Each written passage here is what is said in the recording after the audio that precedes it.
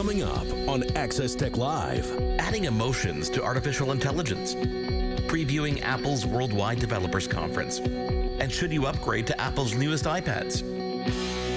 This is Access Tech Live with Stephen Scott and Mark Aflalo. The latest in tech and accessibility every week. Follow us now and get involved at Access Tech Live. Hey everybody, welcome to another Access Tech Live. I am Stephen Scott. Mark Aflalo back by my side as he is every single week. How are you this week, Mark? I'm not the one who went away, Stephen. I'm still holding that against you. You were the one who left me for 3 weeks. I'm good. Oh, I'm you're feeling still great. bringing this up. I'm going to bring it up for quite some time. It's the only leverage I have against you. Feeling good this week. The weather's turning. Apple's Worldwide Developers Conference, less than 4 days away. Looking forward to seeing what they've got in store. It's fun. It's a good time to be alive in the summer.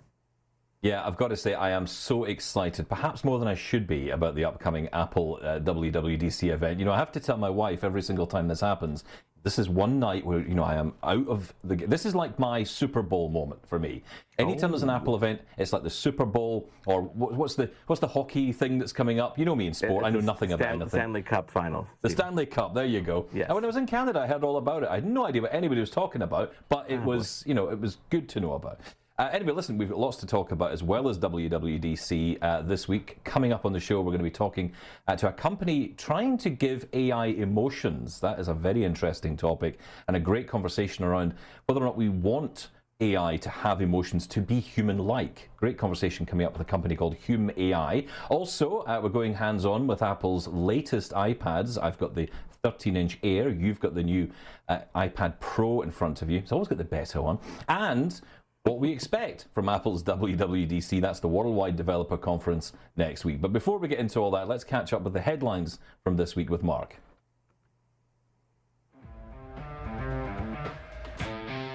So where to begin, Stephen? There's no shortage of horror stories when it comes to traveling with accommodations, but WestJet is hoping to change that. The Canadian airline has issued its first accessibility plan progress report and launched new services to enhance travel for passengers with disabilities. Key updates of the report include increased size and weight limits for mobility devices, improved tagging procedures for loading mobility aids, and new identification codes for different types of wheelchairs. These initiatives aim to ensure the careful handling of mobility devices and better overall accessibility for travelers. The progress report outlines WestJet's commitment to ongoing improvements in accessibility. Let's talk about streaming services for a second. The CRTC, Canada's governing body over telecommunications, is introducing new fees for online streaming services like Netflix, Amazon Prime, etc., as part of its efforts to modernize Canada's broadcasting framework under the Online Streaming Act. The new regulations require online streaming services operating in Canada and earning over $10 million or more in annual revenues to register with the CRTC, and they're going to be forced to pay fees that will contribute to Canadian and Indigenous content production. Now, these changes are aimed to ensure that all online streaming services contribute to the cultural and content goals of Canada, similar to what traditional broadcasters have been doing for many, many years now. Dexcom has announced that its G7 continuous glucose monitor will now be compatible with the Apple Watch. This makes a significant advancement in diabetes technology. The integration allows users to monitor their glucose levels directly from their Apple Watch without needing a separate device. The G7 features improved accuracy, a smaller size, and a faster warm-up time compared to previous models. Now, if you know these devices, they're about the size of a penny, and they actually stick on your arm or part of your body where you can scan it. Pretty cool. The development enhances convenience and accessibility for diabetes management, making it easier for users to keep track of their health on the go. Uber has introduced a new service called Uber Caregiver. It's a new service enabling caregivers to arrange, pay for, and monitor rides and deliveries for individuals that they assist.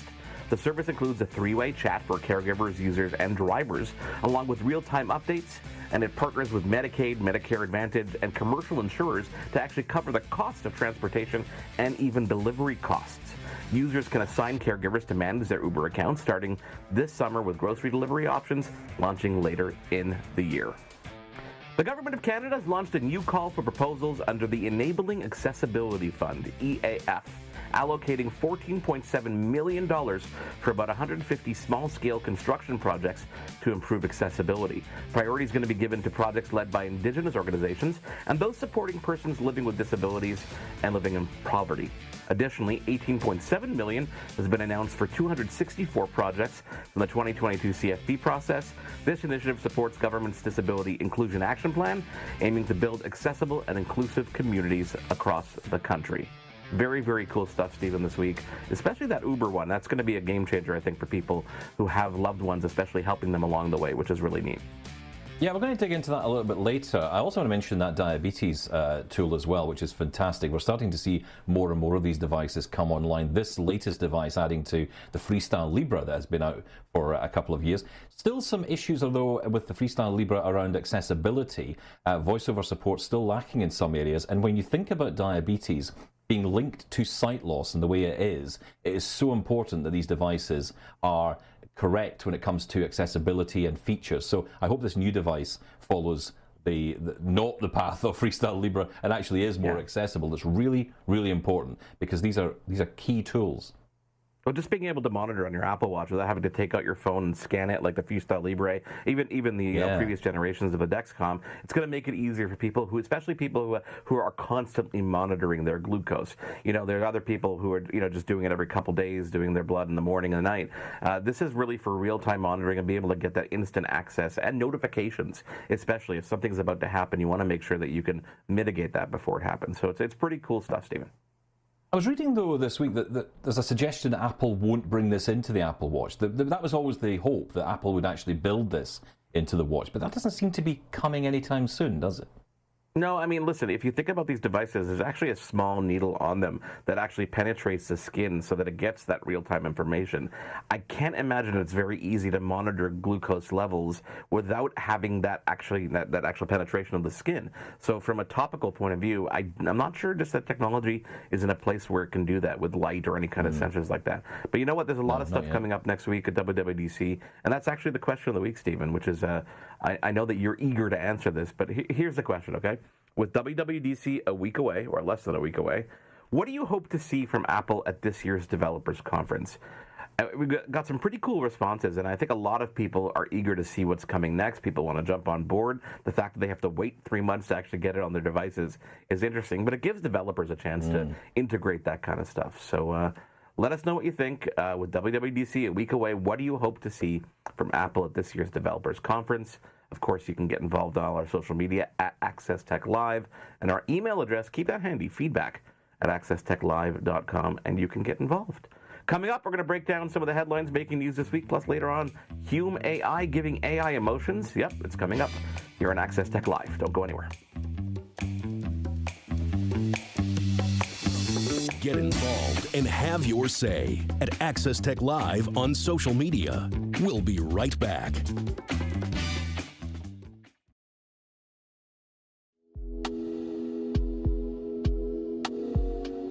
Access Tech Live will return in less than 2 minutes.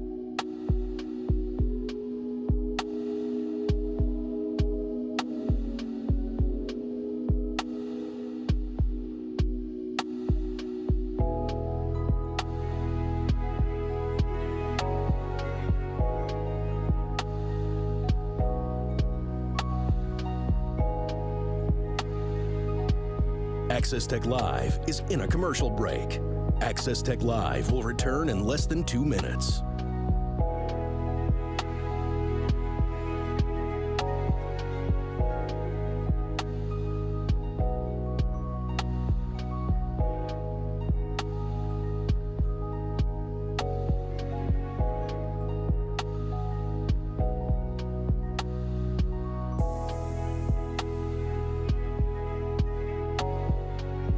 Access Tech Live is in a commercial break.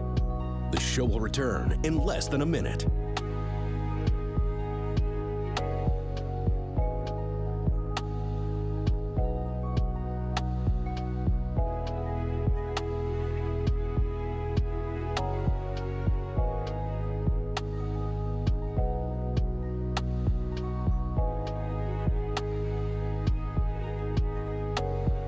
Access Tech Live will be back in 30 seconds.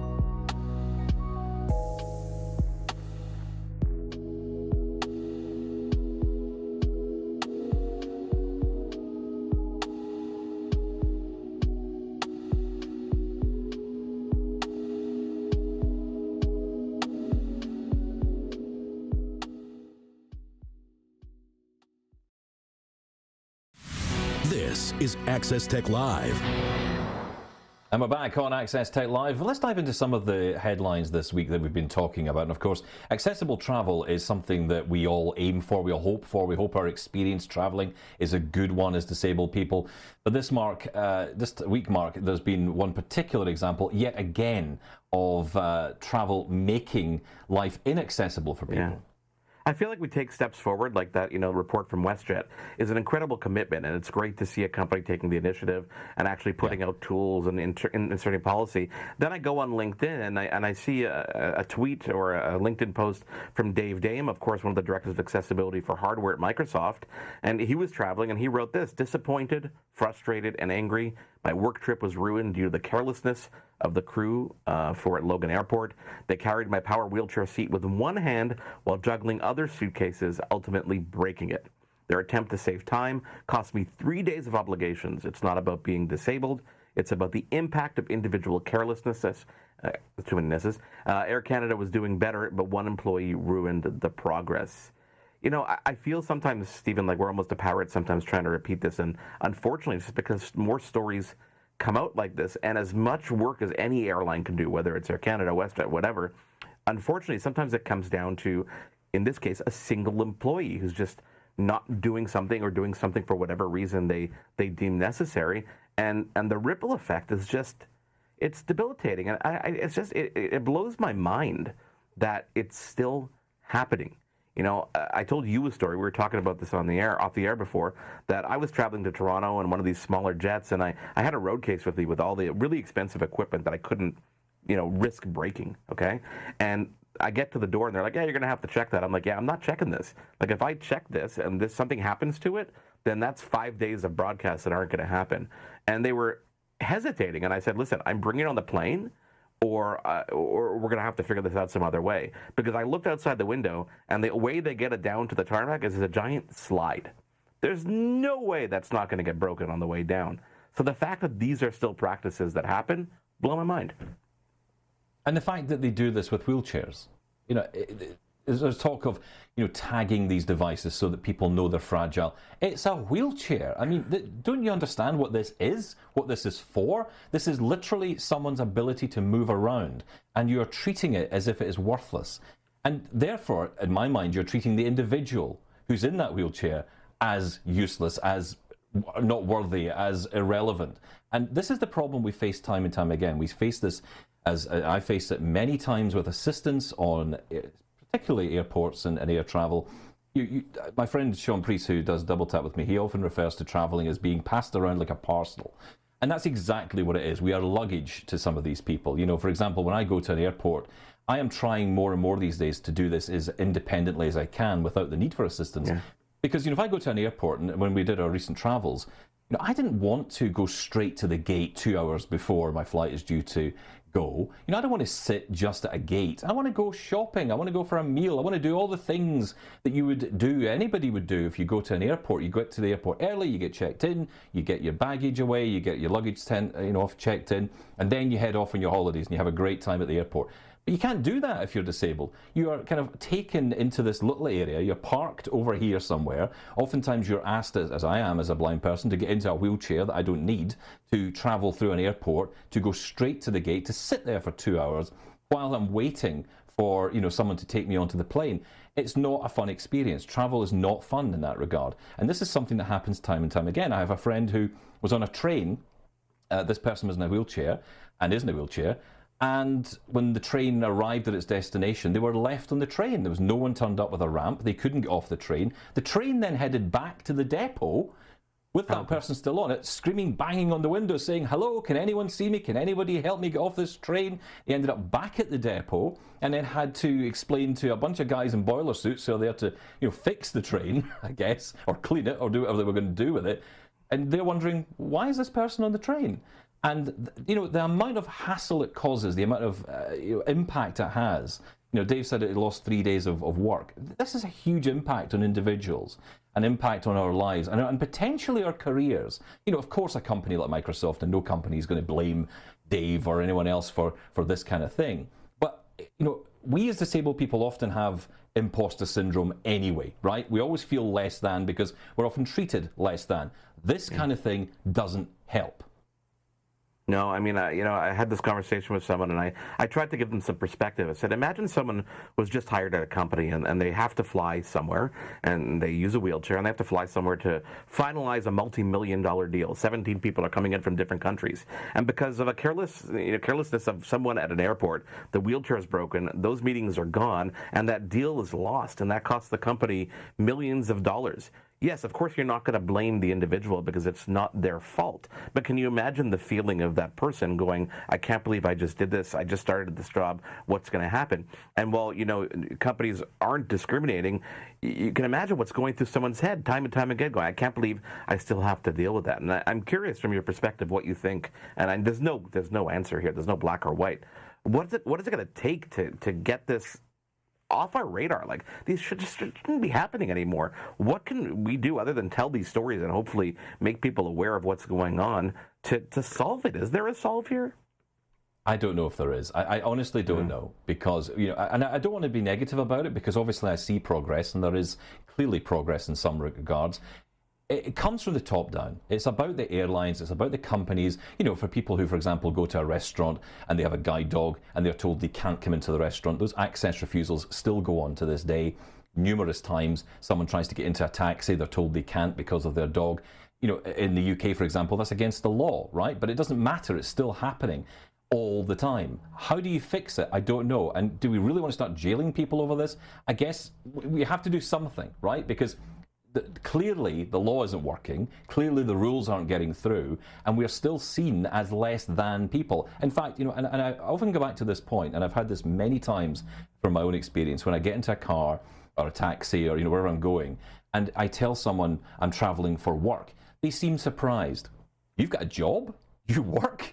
That is still the level we're at as disabled people in 2024. So yes, huge progress has happened. Lots of companies love to talk about what they do to improve accessibility. Global Accessibility Awareness Day has become that mouthpiece for companies to say, look how great we are with disabled people. And then you see an example like Dave's experience this week, which is not alone. He's not alone in this. But you're right, this has a huge impact on him, but also the cost. I mean, these wheelchairs are not cheap. They cost a huge amount of money. You can't just replace it on a whim. You can't just stick another one on the credit card. That's not possible. Even if you wanted to, you've got to wait for it to be built and delivered to you. He can't afford that kind of time, and nor he should have to.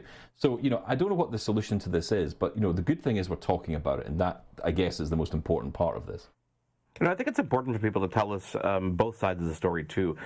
There are a lot of people I know that actually tell positive stories about the experiences they've had. And it's good to balance out, to hear both sides, because there are, you can't point a finger at a particular company or sometimes you can point a finger at an individual, if it happens by, one person's at fault. But a lot of work is being done, and we can't ignore that fact.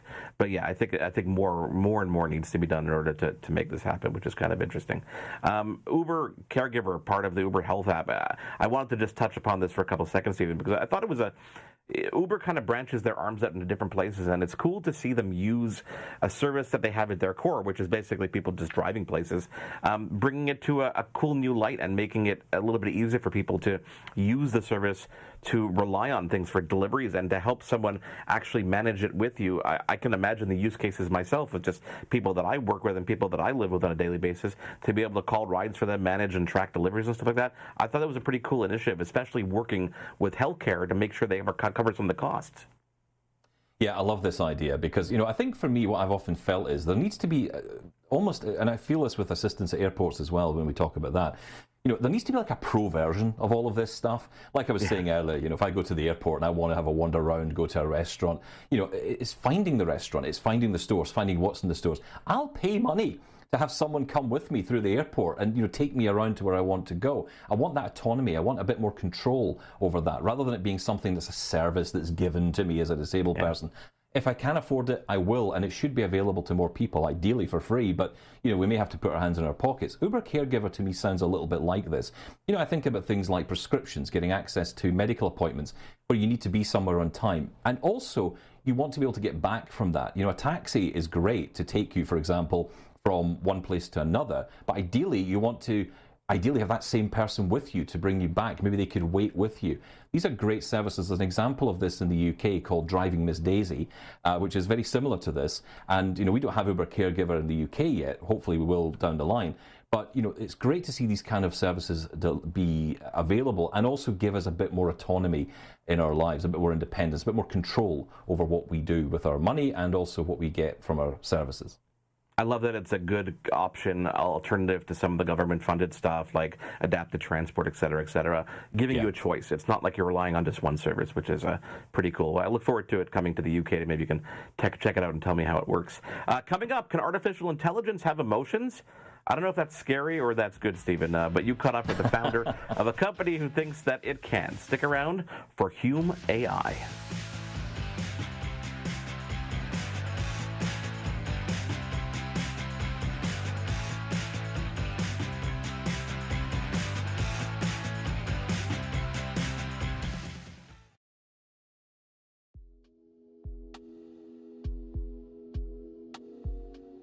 Access Tech Live will return in less than 2 minutes.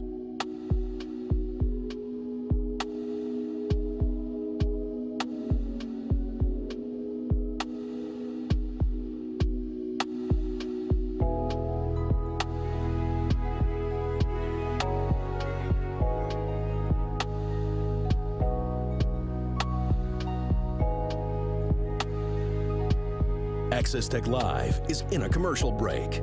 Access Tech Live will return in less than 2 minutes.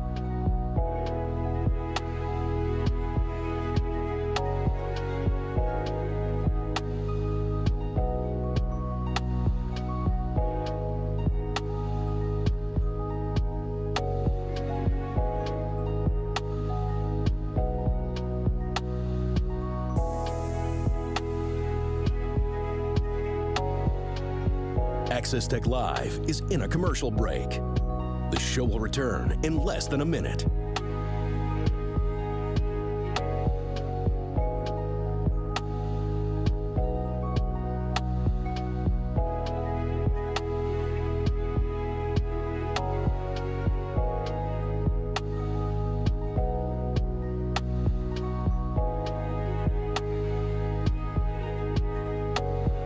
Access Tech Live will be back in 30 seconds.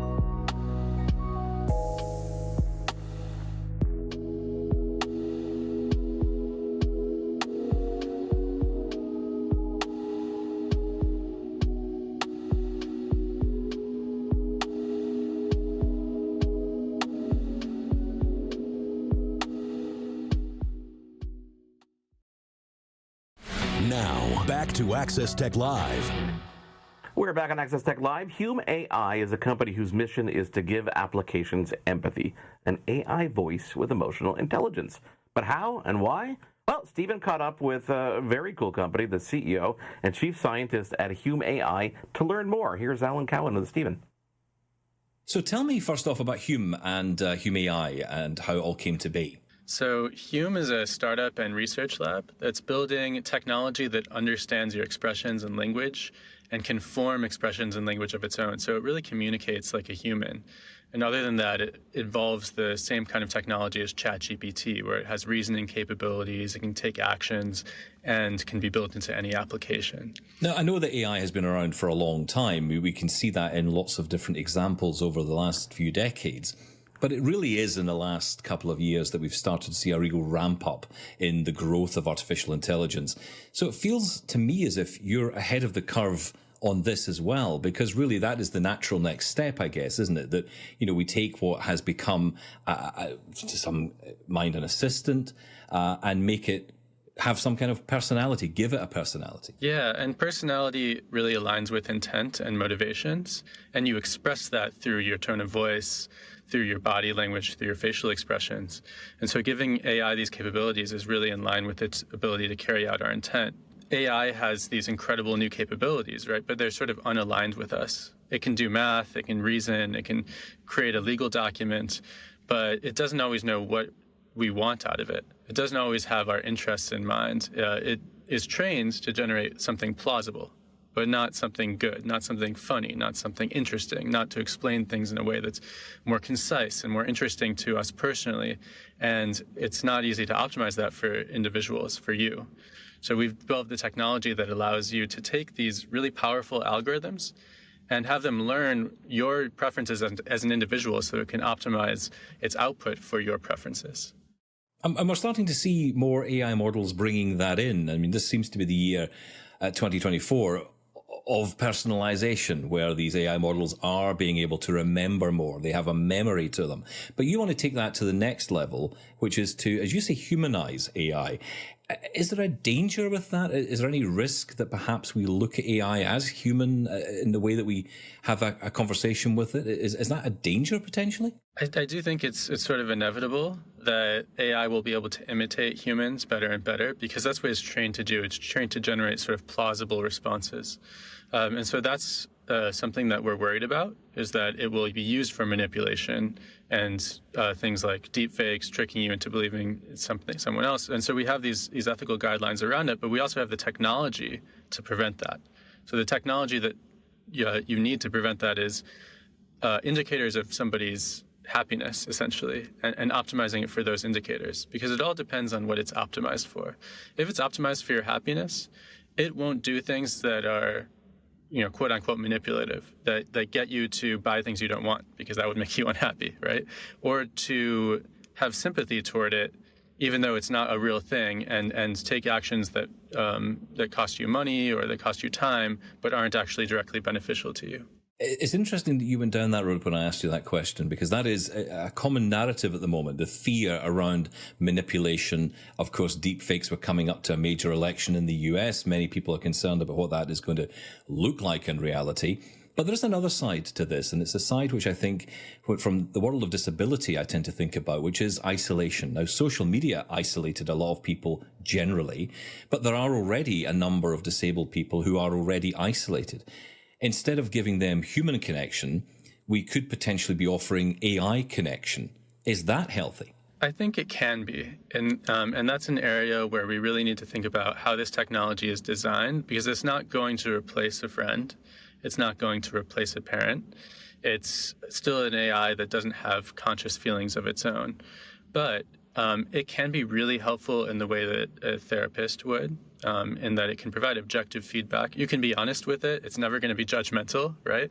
It's always going to be, it's an AI, so you don't have to worry about what it thinks. And that can actually make it potentially more helpful for some people in expressing their feelings, coming to terms with them, getting good advice, being able to get over humps, and potentially being encouraged to find ways to be less isolated by finding other people to connect with.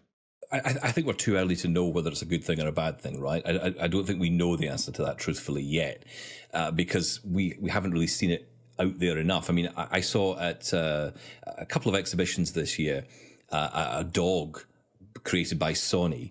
They had created this dog called Aibo, which, ran around and you could feed it and you could tickle under its chin. And this is a robot dog, and it had some sort of AI development within it. And, people were able to play with it and it could learn from you.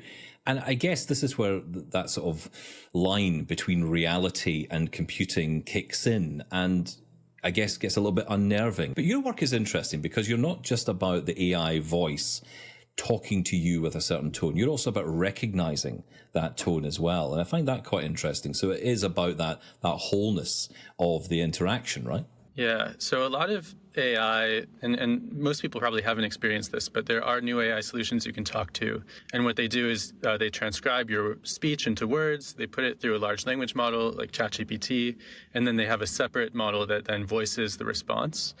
But what you start to realize as you talk to these things is that there's no real correlation between what they're saying and how they're saying it. Like the voice doesn't really understand what it's saying. So that's the problem one of the problems that we're solving, is that we have a text-to-speech model that understands language, understands what it's saying, and is saying it in the right way, emphasizing the right words, using the right tune, rhythm, and timbre, and it really feels different because this feels like something that for the first time understands what it's saying. And what's the outcome of your work? Is it to build another app that we can go and download and try, or is it to develop this into new products or even existing ones? Like, for example, when I shout at I call her Lady A because I don't like to set her off, but I do shout sometimes because she doesn't hear me, and the idea of her sort of crying in response to that does worry me a little bit. I often say, I must always be nice to my Lady A because one day she'll come back after me if I'm not. Is that the outcome of your work, to sort of improve these devices or influence new ones? So we make our technology available to developers to build voice interfaces into anything. So, and particularly for accessibility, you can see immediate use cases there where you can just, with a few lines of code, make this website into a voice interface or this app. And no matter what it is, our voice can analyze what it's being put into and be able to actually operate it by talking to you. So that's the general objective. And when you look at Alexa, Siri, those technologies, hopefully I don't set it off, but so far so good. Yeah, those are built for kind of a narrow range of commands that they can carry out. This is a more general technology, and we want to make it available more broadly. You must yourself look at the growth of AI in just the last year alone and the capabilities of it. Where will we be in a year's time? I mean, it does seem as if, you said earlier, you don't believe these will ever have the consciousness or the ability to communicate back the way that you and I are talking right now. But it does feel, even in these early days, that we're not that far off that to some degree. I think in terms of its ability to communicate, it will have that. It will sound human, and it will be able to do most of the things that humans do, even in a year. It won't have conscious experience. It won't have feelings of its own, so you don't need to worry about that. It might be able to trick you into thinking it has feelings of its own, which is, one of the concerns. But couldn't it achieve that through that knowledge that it's building? I mean, if it's learning about you as an individual through every conversation, could it start to almost build its own consciousness out of your experience? I'm thinking in the future. And I've heard some examples of this where people have taken, say, for example, the voices of dead people, and they've inputted these into, existing models where essentially all it is doing is reading a script back in that person's voice. But you could imagine a time where potentially all the conversations, all the things I've said over the years get sort of baked in. It understands my personality, and it builds almost a clone of me, which is terrifying, I think, for anybody, because one of me is enough of it for anybody. So the personal identity that these models put on that might make you think they're conscious in one situation is actually a very thin veneer of a personal identity. It can easily be changed to be anything. You can tell it's a dog and it acts like a dog, right? So what that would indicate is it doesn't seem to have a consistent personality or consciousness. It's really something that you program into it, and it's shallow and not that deep. So that's where I think that people can get confused, because if you just talk to these things, you don't really know how they work. It kind of seems like they have this consistent personal identity over time, but that's just how they've been prompted.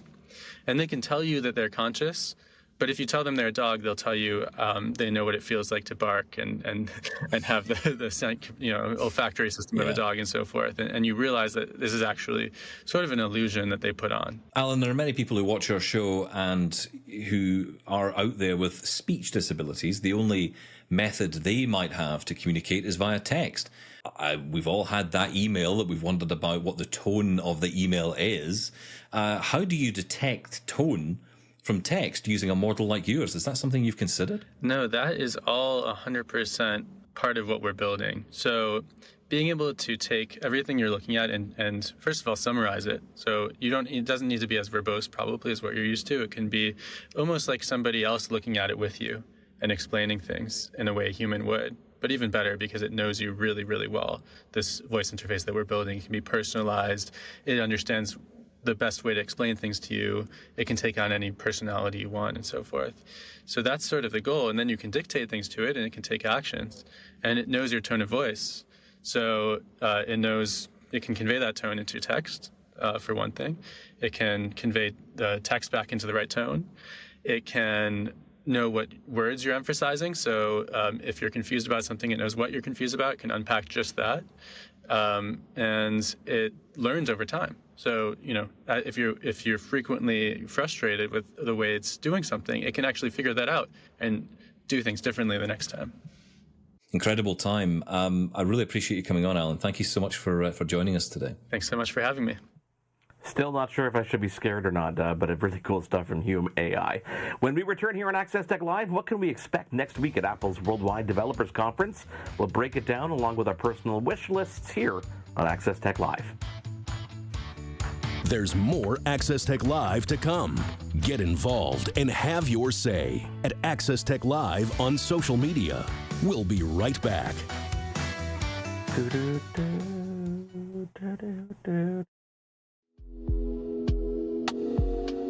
Access Tech Live will return in less than 2 minutes.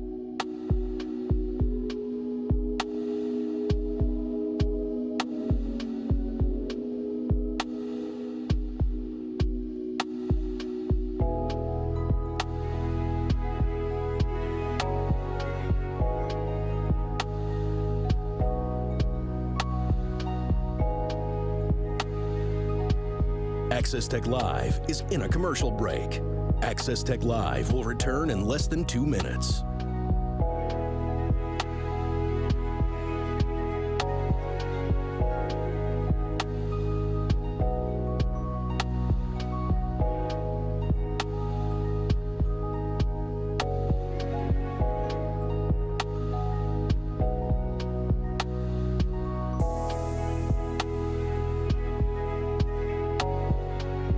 Access Tech Live is in a commercial break. The show will return in less than a minute.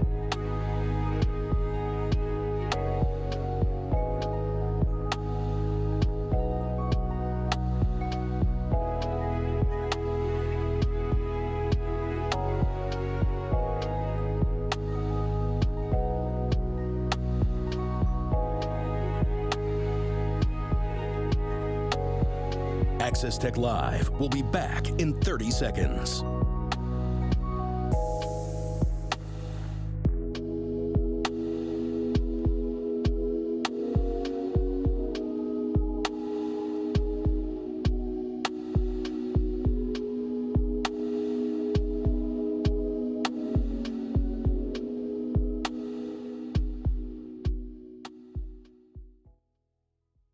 Back to Access Tech Live. And yes, we are back on Access Tech Live. And, it was a great conversation there with Alan Cowan talking to us all about Hume. Of course, the one thing that everyone's going to remember from that segment is you singing at the end of the segment. That's all anyone's going to talk about now. I am a great singer, Stephen. I was in tune. I did not do anything wrong. I'm very proud of myself. Okay, WWDC on Monday. Told you this is live. It's in the title.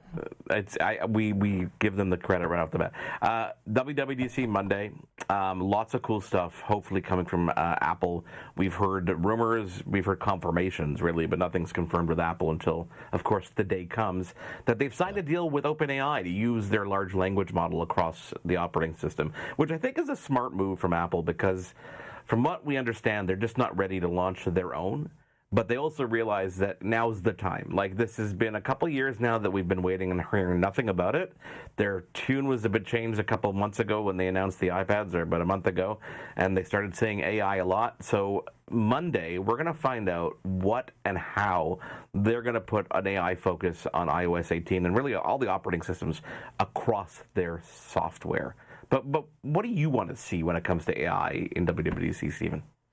Well, I hear what you're saying about OpenAI and the partnership. I have a view on this that is that they will introduce some kind of upgraded Siri. That's what we're all looking for, I think. Yeah. Because Siri is generally terrible. And, it's so funny, right? I try and call you and I'll say, call Mark on mobile. And it'll say, Mark is not in Mobile, Alabama. And I'm like, yeah, I know, but that's not the question I was asking you. Could you just call him, please? So it's things like that. In 2024, it should be so much better than that. And I believe they are going to completely gut the engine of Siri and give a whole new engine to that. That's the idea. Whether that'll be powered by OpenAI, I don't know. Because, one thing about Apple, and the one thing I am most excited about when it comes to this improvement in AI from Apple, is privacy. They are going to be focused so heavily on privacy. How that will work into and weave into OpenAI and concerns people have around privacy from their end, I don't know. So I think it's going to be a partnership approach where we'll see an upgraded Siri, and then perhaps for on the web stuff and reaching out to the net, that is where OpenAI will feature in. What I'm looking for, though, is, yes, that improved Siri. I am really focusing in, if I'm honest, on the watch. I think the Apple Watch could be the winner here for Apple if they get this right. Having that on-device, on-wrist device that you can walk around with and you can talk to a very useful assistant, I think is really what every company seems to be going after. That's what Hume.ai is trying to do with the Pin. That is what Rabbit are trying to do with the R1. So, it'd be really interesting to see Apple do this. You don't have to go out and buy another device unless, of course, you don't have an Apple Watch. You might have to go and get one. But, if you have an Apple Watch, suddenly that device comes to life in a whole new way, and that really appeals. It's interesting you say that, but at the same time, we haven't seen an upgrade to the Apple Watch in a bit. So I'm wondering if it's even capable of handling some of the stuff that you're thinking about. I'm looking forward to seeing just kind of AI creeping its way into various applications and software across the operating system. We've seen, I use Outlook for my mail, and I use Microsoft stuff, and I've seen, things like Copilot suggestions in email, better, voice to text kind of use where you can really control stuff a little bit more intuitively. Siri, obviously that's a no-brainer. That has to improve if they want to compete in some way, shape, or form. But I'm thinking of things like, imagine Final Cut, or imagine just any document on your computer. To be able to use AI to automatically tag photos and determine what's in your photos, for example. If I want to find a photo, I'm like, oh, what was that car I had 20 years ago, that rental car I had in Florida 7 years ago, And I could search for things like that a little bit more intuitively, and things that will save me time overall, that will not make me bogged down with going through thousands of photos. Those are the time-saving type tools I think that people will definitely gravitate towards. And they're things that you don't need necessarily modern-day AI to do, but they're small things that I think fit into that AI category. Yeah, making things more efficient. And Siri was always intended to be that efficient assistant across not just the Apple Watch and the iPhone, but also on the Mac as well. And it hasn't quite gotten there yet. Now, of course, your mileage varies on Siri depending on what you do with it. If you want to know the time, she's fantastic at that. Yeah, but she's really good at that. But, I think there's an interesting difference here between what Apple could potentially announce, and we don't know yet what that is. But there is a difference here between what Apple have been doing on the hardware front versus what other companies are doing. So the way I look at this is OpenAI have come out with an amazing piece of software. Now the hardware companies are really rushing to catch up and build in technology, hence why we see Microsoft recently announcing the Copilot Plus PC, which is building in the capability to do all of this on device. And the reason for that is because the amount of processing, computer processing that is required to do what AI needs to be able to do is so large that ideally you want to get that onto a device rather than reaching out to a cloud and a server farm, which of course has huge environmental impacts. Get as much of that on device as possible. That's really cool. That really helps the job. It helps the device work really well, and it helps you get a good experience. Apple have seemed to do this the other way around because they've been sneaking in these processing units, these neural engines, as they call them, into their processors, into their technology for years now. So a lot of that capability on the hardware front is there. Now we just need to see Apple bring in the software to it. And I think you'll find that a lot of devices people already own today will actually work with all of this tech. Of course, again, the newer one will always be better. But, I think at least when it launches later in the year, I think most people may be able to use and action this stuff. No, I agree with you. I think that, it's also important to note that it's no longer just the Mac and the iPhone anymore, right? Now we've got iPad OS, we've got TV OS, we've got, whatever's running on the HomePod, and now Apple Vision Pro. Like, these are interesting places where I think that we could see AI save us time and actually be useful. It's funny because people ask me, what about hardware? We're going to see something announced? I don't think we're going to see anything hardware-wise. I think we've seen it all. No. I think the best bet is maybe we'll see a more international launch of Apple Vision Pro. Maybe we'll see that come to more countries finally. It's been quite some time now, and nobody but the U.S. has had an opportunity to play with it. And they have been focusing especially on the business side of things. That could be interesting. Obviously, we have to wait till Monday to find out all this stuff, but I'm looking forward to it. It's always fun to see what's coming. Yeah, I mean, I'm less bothered about the Vision Pro because I'd much rather see improvements come across to macOS. And when I think about accessibility on the Mac or on the iPhone or on the Apple Watch and across devices, I want to see that improve. And I think that an updated AI could actually bring in some of that because again, it's about efficiency, right? AI in its current form is pretty much us talking out loud to a system. Of course, you can type to it as well, but ultimately I can have a conversation with my device.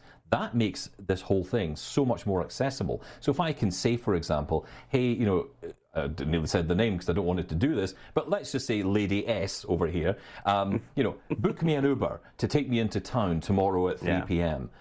That is what I want to be able to do. Now, that means I don't have to try and get into that app. I don't have to rely on the app accessibility. I can just get straight to where I'm going. So, accessibility kind of comes with this new form of AI. And I think it could be a really interesting time if it develops in this way. But of course, we don't know yet. We'll know on Monday, finally. Hardware obviously is ready for it. I'm holding in my hand, Stephen, the new iPad Pro with Nano Glass that I'm holding up to the screen. Nice. You have got the 13-inch iPad Air. I know you got that for whatever reasons. I wanted to talk about a little bit about them because there are some significant changes, but at the same time, when it comes down to the software, we're kind of waiting, right? We're waiting for WWDC. So this kind of ties in well to the conversation. What strikes you as new and exciting about that iPad Air that you bought? And do you think it's worth upgrading to from someone who maybe has last year's model? Well, this is always an interesting conversation, especially from my perspective in the blindness community. There's not a lot of love for the iPad. For a lot of us, it feels just a little bit like too much screen real estate. When you're rolling your finger around the screen to find something, having a smaller screen is better. You're more likely to find what you're looking for. A larger screen is more challenging. However, for low vision people, this is an amazing device.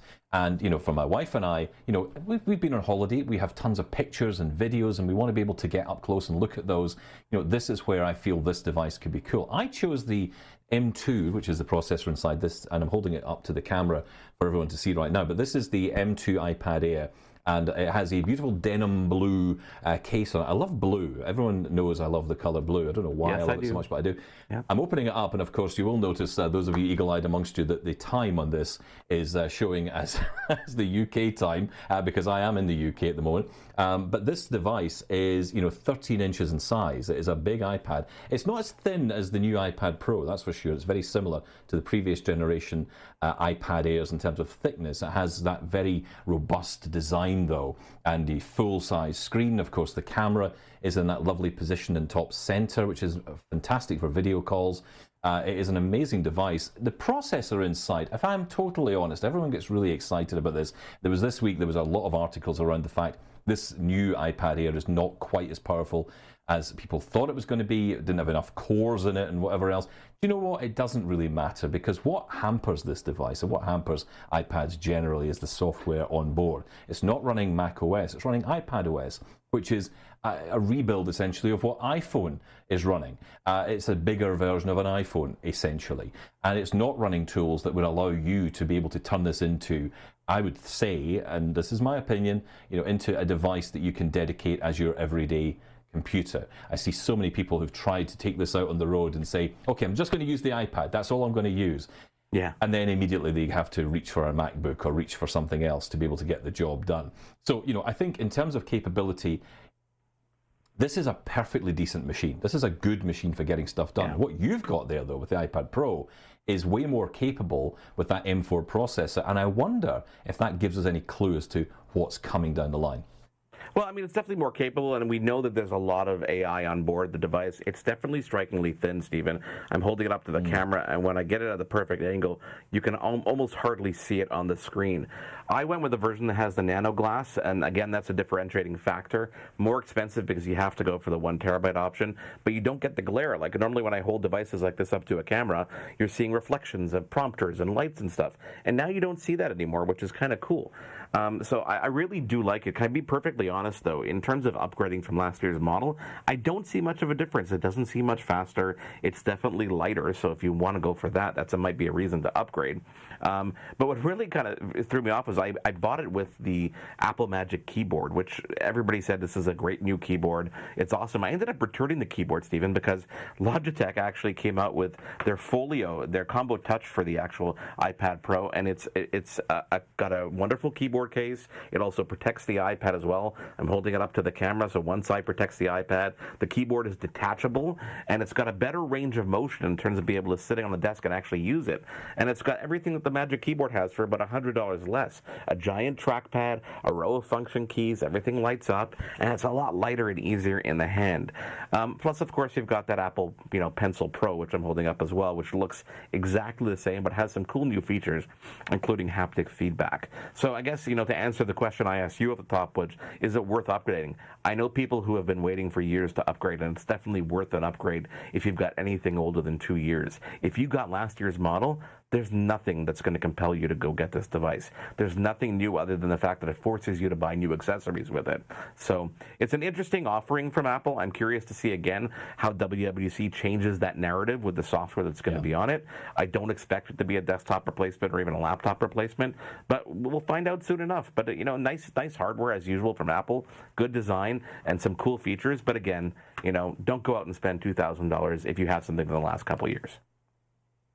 Yep, I'd agree with that. And the iPad Air, I think 13-inch, a great device, great size, and if you're looking for something, because it is a new form factor for the iPad Air, definitely worth considering if you're looking for that larger screened iPad. Okay, coming up, we got to get to your answers to the question of the day, or a question of the week, rather, with WWDC a week away. What do you hope to see from Apple at this year's Developers Conference? We'll have your answers after a quick break. Stick around. There's more Access Tech Live to come.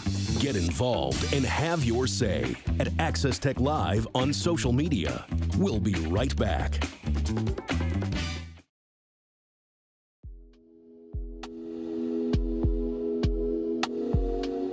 Access Tech Live will return in less than 2 minutes.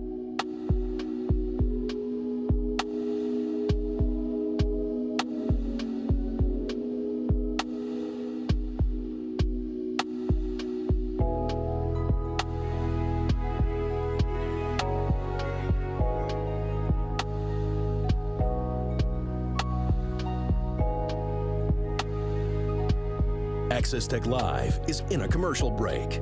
Access Tech Live will return in less than 2 minutes.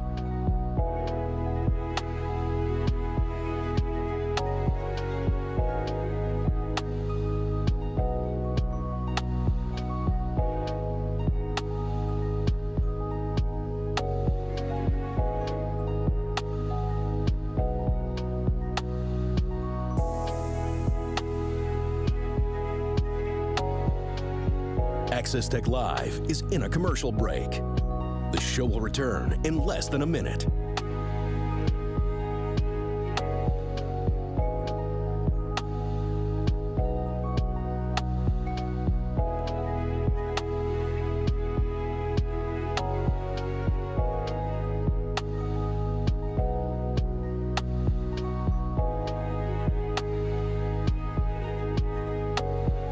Access Tech Live will be back in 30 seconds.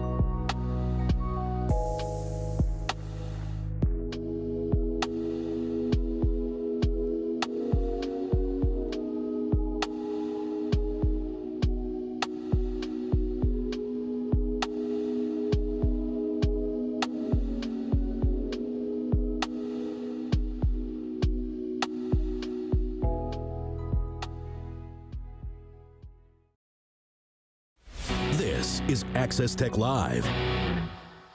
So with WWDC a week away, what do you hope to see from Apple at this year's Developers Conference? That is our question of the week. Mark, I guess we've had a lot of answers. We have. Jeffrey wrote us, I really hope that however Apple does AI, they make Siri smarter, and that's not a big task given how bad that is right now. We'll take what we can get. I guess he said what we don't want to say. Mabel wrote in, I haven't had a chance to try Apple's VR headset, the Vision Pro, and while I don't expect new hardware, I'm hoping they announce availability in other countries like Canada. I agree. I would like to see that here too. I don't have to travel to Phoenix again to just try it out. It'd be fun to actually be able to not buy it here and go to my Apple store and play with it, which would be kind of cool as well. Vince wrote in, it says, it would be a game changer if I could finally do more on an iPad. I think we all echo that. I lug around my MacBook just in case I'll have to do a little more heavy lifting. If I could just run macOS apps on the iPad, I'd be in Apple heaven. Yeah, I think we all kind of have that feeling. Yeah, seriously. Martin writes, Apple schmapple. I'm looking forward to Google's next Pixel, the Pixel 9. Oh. Can they maybe announce that? I don't think that's going to happen on Monday, but Google, they have been known to announce things before Apple takes the stage to try and steal the spotlight. So maybe we'll see something like that. And you, Stephen, you and I, what are you? My hopes are really, again, Siri. I think that's pretty much on the top of my list. Make her smarter, please. Yeah, I think that's it. I think that is where the AI is going to come in. What else they can do with it, I don't know. But I think Siri is, I hope anyway, is going to be at the heart of this, because to me that is the best way to engage with the system, and it's the way that people, are perhaps used to or would like to engage. I also wonder if they'll bring in a Plus subscription for newer features or bigger, better features. There's a lot of talk about that earlier in the year, but nothing more recently. So we shall see. Yeah, we shall see.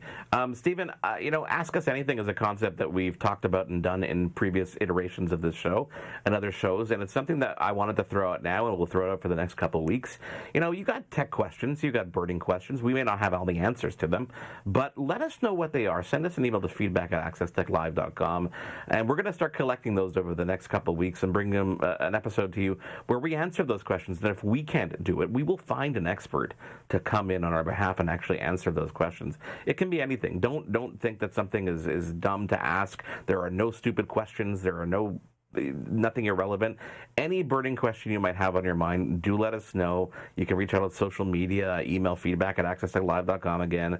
I know people that always ask questions. We get emails all the time, right? Yeah, we do. We get lots of questions on lots of different topics. Sometimes minute things as well, like what's the best app to do this, or should I upgrade my iPad or iPhone? How useful will this particular device be if I don't upgrade it for the next couple of years? There's lots of great questions people have. They're often terrified to ask the questions to their friends in case someone says, "Why are you asking that?" But here at Access Tech Live, no judgment at all. So please do get in touch with your questions in all the usual ways, Mark. We should actually say, Ask Us Anything anonymous. If you don't want us to mention your name, don't worry about it. We will not, call you out and actually say, "Oh, Bob in Muskoka, he actually asked." No, we won't do that. We'll just try to find the answers for you if we don't know them. Exactly. Very cool interview with Hume. Thank you for bringing that to us this week. That was really cool. I'm curious to see how that develops as the AI models develop. And of course, we're looking forward to WWDC on Monday. It's at 10 a.m. Eastern Time, 1 p.m. Eastern Time, 10 a.m. Pacific. And you'll have a very cool episode of Double Tap the day after to follow it up. And we'll talk all about the announcements next week, where we'll be in Halifax. I'll tell you more next week. Thank you for watching this week's episode of Access Tech Live. Catch you next week. Thanks for tuning in to Access Tech Live. Follow us online on all social media at Access Tech Live. Email us feedback@accesstechlive.com. Hosted by Stephen Scott in Glasgow and Mark Aflalo in Montreal. Live show director, Anastasia Spalding-Stenhouse. Technical director, Caitlin Robinson. Audio, James Kennedy. Live graphics and playback, Kingsley Juco. Graphics coordinator, Eliza Rocco. Integrated described video specialist, M. Williams. Supervising producer, Michelle Dudas. Produced in collaboration with Aflalo Communications Inc. and Double Tap Productions. Copyright 2024, Accessible Media Inc. An AMI original production.